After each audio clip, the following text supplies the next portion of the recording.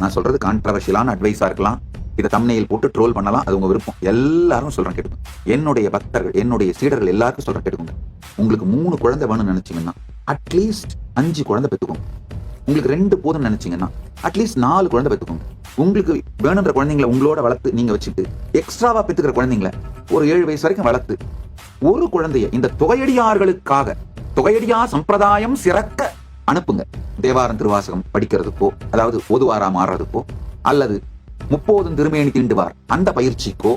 அடுத்த கேள்வி வரும், அந்த மாதிரி அந்த குழந்தைங்களை அனுப்புனா யாரு பார்த்துப்பாங்கன்னா அவங்க சாப்பாட்டுக்கு எதிர்காலத்துக்கு என்ன உத்தரவாதம்? நான் அளிக்கின்றேன்.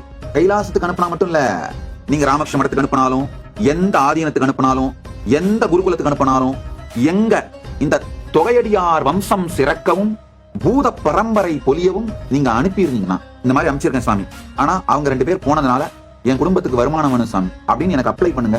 அந்த 2 பேரும் என்ன சம்பாதிப்பார்களோ அதை விட அதிகமாக உங்களுக்கு மாதம் பொருளுதவியும், அவங்க 2 பேருடைய எதிர்காலத்துக்கு மாசம் பணம் வர்ற மாதிரி இன்சூரன்ஸ் பண்ணி கொடுக்குறேன், மெடிக்கல் இன்சூரன்ஸ் பண்ணி கொடுக்குறேன். அது போக ரிட்டையர் ஆன பிறகு பென்ஷன் வர மாதிரி இன்சூரன்ஸ் பண்ணி கொடுக்குறேன். இதெல்லாம் போக இப்போ ஏதாவது ஒரு மடத்துக்கு சன்னியாசியா போயிடுறாங்க, போயிட்டு ஒரு 5 வருஷம் கழிச்சு 10 வருஷம் கழிச்சு சன்னியாச வாழ்க்கை பிடிக்கலன்னு திரும்ப கிரகஸ்த வாழ்க்கைக்கு வந்துடுறாங்க, இல்ல வெளியில போயிடுறாங்க. அது மாதிரியானவங்க திரும்ப சொசைட்டில வந்து நிம்மதியா வாழறதுக்காகவாது அது மாதிரியான பென்ஷன் சிஸ்டம், இன்சூரன்ஸ் இருக்கு, அது பண்ணி கொடுக்குறேன்.